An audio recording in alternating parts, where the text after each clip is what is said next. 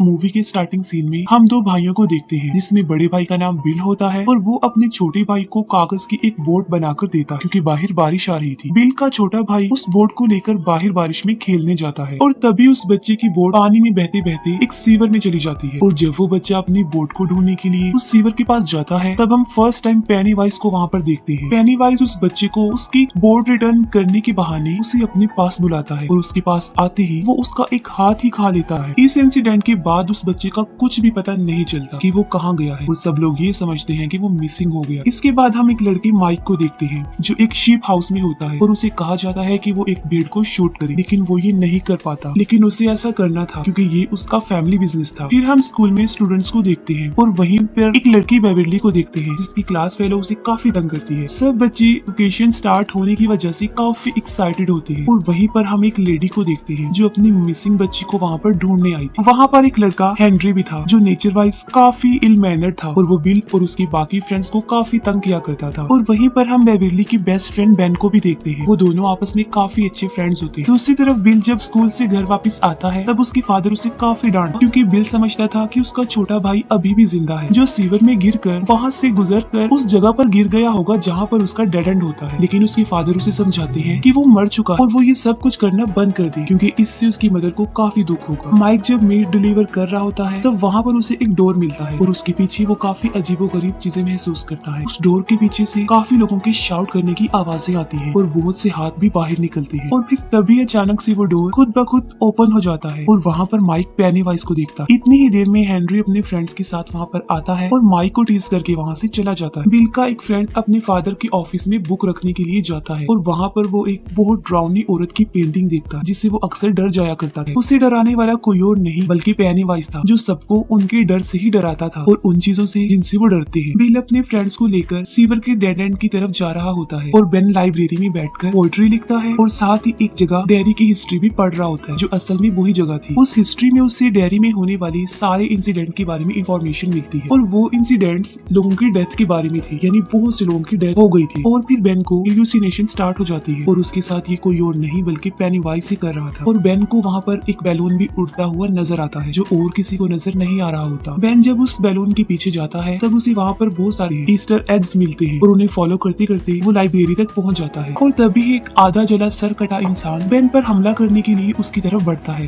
लेकिन बेन वहाँ से भाग जाता है। बेन जब वहाँ से जा रहा होता है तब हेनरी और उसके फ्रेंड उसे पकड़ लेते हैं, उसे काफी परेशान करते हैं और यहाँ तक कि हेनरी एक नाइफ से उसके पेट पर एच लिख देता है। इसी दौरान कार में एक कपल भी वहाँ से गुजरता है और बेन उनसे हेल्प मांगता है, लेकिन वो लोग उसकी एक नहीं सुनते। उसी कार में बेन एक रेड बैलून देखता है जिससे ये साफ जाहिर था कि वो कपल जो गाड़ी में बैठा हुआ है अब वो भी पेनीवाइज के कब्जे में आ चुके हैं। तभी किसी तरह बेन अपनी जान छुड़ाकर वहाँ से भाग जाता है और वो बैड ग्रुप उसका पीछा करते हैं। दूसरी तरफ बिल अपने फ्रेंड्स के साथ उस सिटी के सीवर के डेड एंड पर अपने भाई को ढूंढ रहा होता है, लेकिन वहाँ पर उसे किसी और बच्चे का जूता मिलता है। लेकिन इससे पहले कि वो सब लोग बिल के भाई को ढूंढने के लिए अंदर जाते इंजर्ड बेन वहाँ पर आ जाता है। वहीं पर बिल का एक फ्रेंड बिल के छोटे भाई को ढूंढने के लिए अंदर चला जाता है और वहाँ पर उसे बहुत सारे गोस्ट नजर आते हैं। उसे वहाँ पर बहुत सारी सॉल्स नजर आती है और पेनीवाइज उसे मार डालता है। बिल और उसके बाकी फ्रेंड्स बेन के लिए बैंडेज इक्विपमेंट्स ले रहे होते हैं, लेकिन उनके पास पैसे कम होते हैं। उसी मार्केट में बेवर्ली भी होती है जो मेडिसिन लेने में उनकी हेल्प करती है और फिर ये फ्रेंड्स ग्रुप बेवर्ली को उनके साथ तालाब पर चलने के लिए इनवाइट करते हैं। बेवर्ली जब घर पहुंचती है तब उसके फादर एज यूजुअल उसके साथ काफी अजीब बिहेव करते हैं। अपने फादर के बिहेवियर की वजह से बेवर्ली काफी अपसेट रहती थी और इस बार तो वो इतनी दुखी होती है कि वो अपने बाल काट लेती है। फिर वो सब फ्रेंड्स और बेवर्ली तालाब पर काफी एंजॉय करते हैं। ये सब फ्रेंड्स मिलकर बेन के घर जाते हैं और वहाँ पर उसका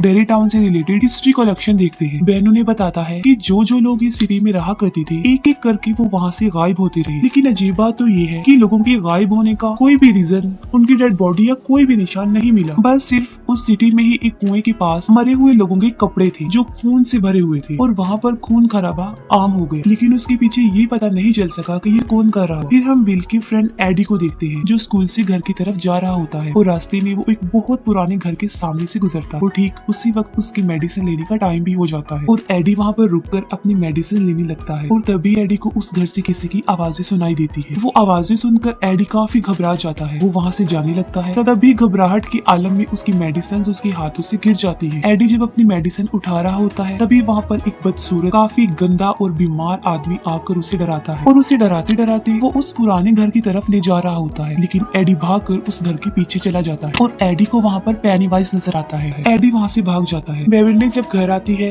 तब उसे एक पोएट्री कार्ड मिलता है जिसे पढ़ने के लिए वो वॉशरूम में जाती है। बेविल्ली जब वो पोएट्री पढ़ रही होती है तब उसे वॉश सिंक से बच्चों की आवाजें सुनाई देती है। बेविल्ली जब एक मेजरिंग टेप उस सिंक के अंदर डालकर बाहर निकालती है तब वो खून से भरा हुआ वापिस आता है और उस पे इंसानी बाल भी लगे होते हैं जो बेविल्ली की पूरी बॉडी से लिपट जाते हैं और उसे अंदर की तरफ खींचते हैं। इसके बाद उस वॉश सिंक से बहुत सारा खून तेजी से बाहर निकलता है और पूरा वॉशरूम और बेविल्ली खून से भर जाते हैं। बेविल्ली की रोने की आवाज सुन के उसके फादर भी वहाँ पर आ जाते हैं, लेकिन वो ऐसा रिएक्ट करता है जैसे वहाँ पर कुछ भी नहीं हुआ। बिल जो कि अपने छोटे भाई को काफी मिस कर रहा होता है, लेकिन तब भी वहाँ पर उसे किसी के होने का एहसास होता है और वहीं पर उसे किसी के पाँव के निशान भी मिलता है और जब वो उन पैरों के निशान के पीछे जाता है तब उसे उसका छोटा भाई नजर आता है जो उसे बेसमेंट में ले जाता है। पहले बिल का छोटा भाई उसे इमोशनली ब्लैकमेल करता है और फिर देखते ही देखते एक शैतान में तब्दील हो जाता है और तभी वहाँ पर पेनीवाइज भी आ जाता है जो बिल पर अटैक कर देता है, लेकिन ठीक वक्त पर बिल अपनी जान बचाकर वहाँ से भाग जाता है। फिर बेविल्ली उन फ्रेंड्स को अपने घर बुलाकर उन्हें अपना वॉशरूम दिखाती है। सब बच्चे भी देखते हैं कि वहाँ पर बहुत ज्यादा खून है, लेकिन बेविल्ली सोचती है कि उसके फादर को वो क्यों नहीं नजर। फिर वो सब मिलकर वॉशरूम क्लीन करते हैं। वो फ्रेंड्स आपस में डिस्कस करते हैं कि कुछ न कुछ तो गड़बड़ जरूर है क्योंकि उन लोगों के साथ भी कुछ न कुछ अजीबोगरीब हो रहा है और वो जोकर उनको भी नजर आता है। तभी कुछ दूर फासले पर उन्हें हेनरी की कार और माइक की साइकिल नजर आती है और वो माइक को बचाने के लिए फौरन भागते हैं। दूसरी तरफ हेनरी और उसके फ्रेंड्स जबरदस्ती माइक को कच्चा गोश्त खिलाने की कोशिश करते हैं और उसे काफी पीटते भी हैं। तभी कुछ दूर फासले पर माइक को पेनीवाइज नजर आता है जो एक बच्चे का हाथ खा रहा था और साथ साथ वो माइक को एक अजीब सी स्माइल भी दे रहा था और तभी फौरन वो फ्रेंड्स वहाँ पर पहुँच जाते हैं और हेनरी और उसके फ्रेंड्स पर पत्थरों की बारिश कर देते हैं और वो लोग माइक को सेव कर लेते हैं। फिर वो ग्रुप मिसिंग होने वाले बच्चों के पोस्टर देख रहे थे। तभी बेन उन्हें बताता है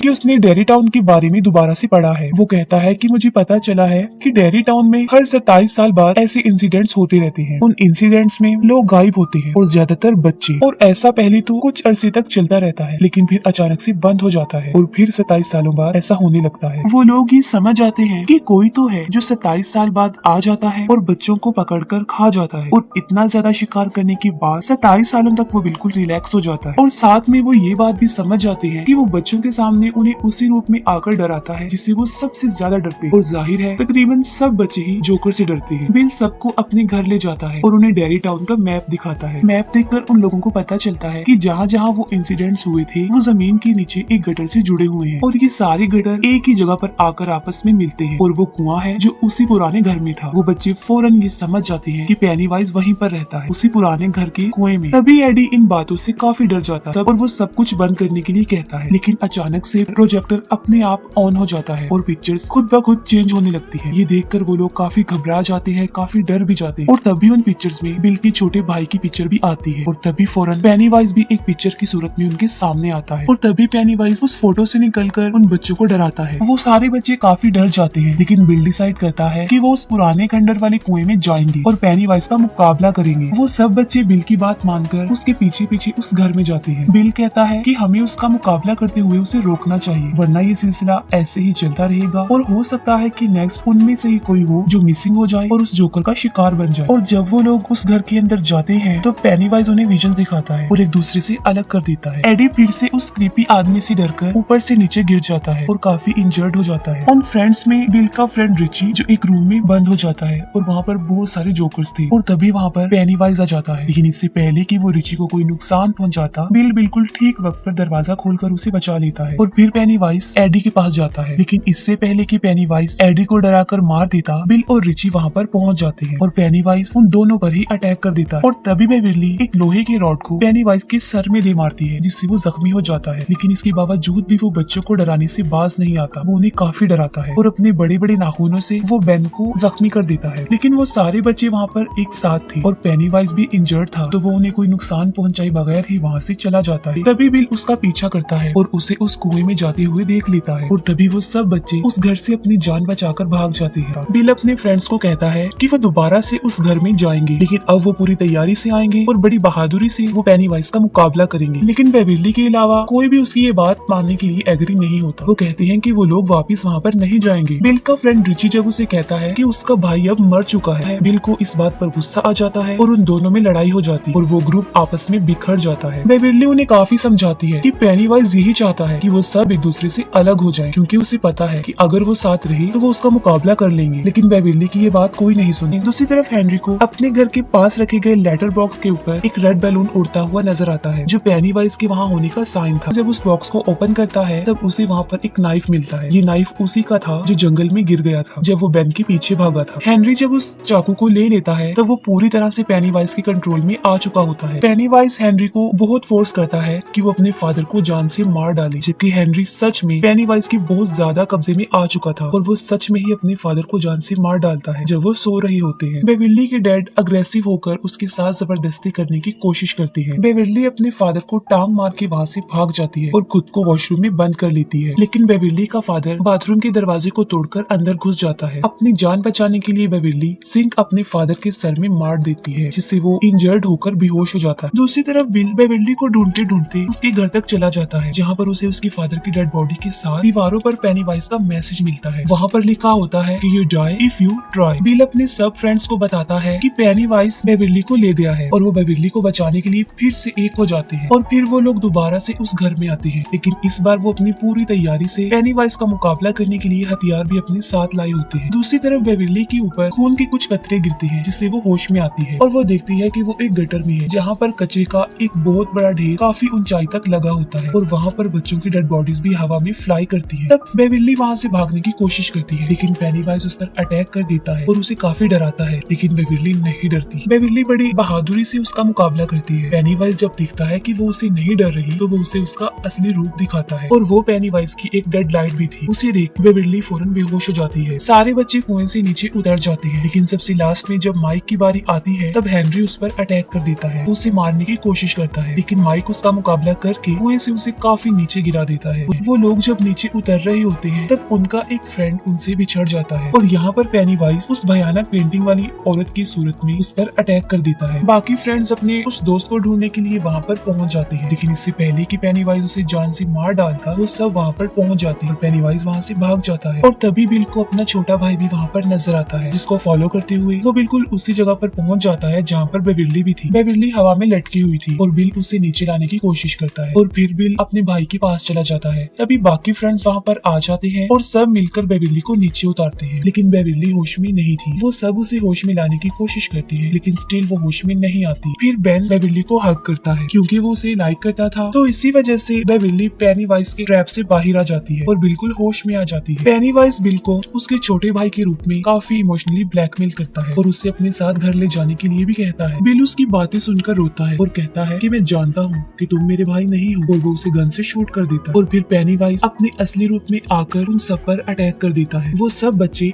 एक होकर उसका मुकाबला करते हैं, लेकिन फिर पेनीवाइज बिल को पकड़ लेता है। पेनीवाइज उनको बताता है कि तुम लोग मुझसे जितना डरोगे मेरी पावर उतनी ही ज्यादा बढ़ती जाएगी। वो कहता है कि तुम बिल मुझे दे दो, उसके बदले में मैं तुम्हारी जान बख्श दूंगा और तुम यहाँ से चले जाओ। मैं इसे खाकर 27 सालों तक सोने के लिए चला जाऊंगा और तुम लोग भी अपनी लाइफ में वापस चले जाओ। पेनीवाइज के यही अल्फाज उसी पर भारी पड़ जाते हैं। वो सब बच्चे बिल्कुल एक होकर उससे लड़ते हैं। पेनीवाइज उन बच्चों को हर उस रूप में डराने की कोशिश करता है जिससे वो सबसे ज्यादा डरते हैं, लेकिन वो बच्चे नहीं डरते। लेकिन अब पेनीवाइज उनसे डरने लगता है क्योंकि वो सब एक थे और डर भी नहीं रहे थे, और यहाँ तक कि मार मार के भी वो पेनीवाइज को काफी जख्मी कर चुके थे। उन बच्चों का बिल्कुल एक हो जाना पेनीवाइज को हारने पर मजबूर कर देता है और पेनीवाइज डरते हुए भूखा ही 27 सालों के लिए सोने के लिए चला जाता है। ये मूवी यहीं पर एंड हो जाती है।